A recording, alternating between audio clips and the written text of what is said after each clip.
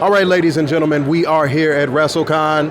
I want to call her one thing that I don't think you coined it. I don't think you did, but I'm gonna say it anyway.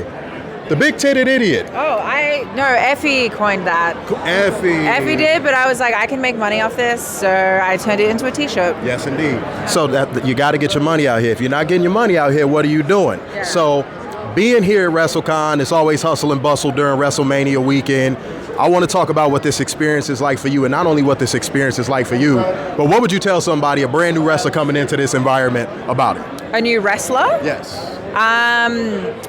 You need to have as much merchandise as you can and just market yourself. And if you spend the entire year creating a connection with your fan base, then at shows like this where wrestling fans from all over the world are in one place, then you can capitalize off that and monetize that. But yeah, it's consistent effort every single week of building your own fan base. And then once you've done that, then you can make money from that. No doubt. So I consider her a deathmatch queen, ladies and gentlemen. I personally do. That's just me. But I want you to talk about some of your influences in pro wrestling, especially deathmatch wrestling. I want to talk about that. I hate deathmatch wrestling, so I don't have any influences in deathmatch wrestling except for the Deathmatch King.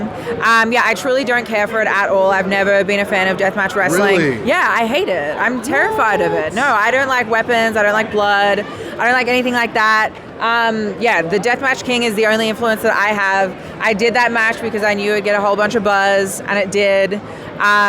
So I'm grateful for that. I'm grateful for the experience. I have respect for deathmatch wrestlers that do it, but personally, it's not my cup of tea, and I wouldn't say I have any influences because it's just not my style. So the reason why I said that, ladies and gentlemen, is because everybody gets on social media and is like, we want to see her in more death matches. She's so fucking good. She's amazing. And here she's like, nah, deathmatch wrestling isn't for me. Yeah, I hate it. So what specifically do you hate about the deathmatch wrestling style? I just don't like the weapons. I don't like the blood. I don't like watching gory stuff. I've never been that kind of person. And to me, it feels the same within wrestling. So I don't know.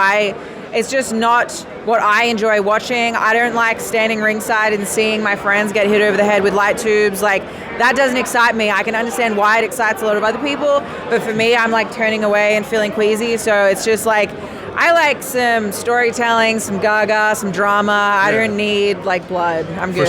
For sure. So if you had to get in the ring with somebody that is in that genre, just in a traditional wrestling match, who would that person be? Mance Warner. Oh. If I had to wrestle any deathmatch wrestler, it would be Mance, yeah. That might be a little bit of a biased answer, ladies and gentlemen. But speak to Mance Warner. Let's talk about him a little bit, just for 1 second. How did that come about? Where did that love bud from? We had a wrestling match last year at Black Label Pro, and we met and we just connected, and that was kind of the start of it. And yeah, we've been together ever since. Beautiful, beautiful. And last question, who are some of your favorites right now, and who would you like to wrestle that you haven't wrestled currently?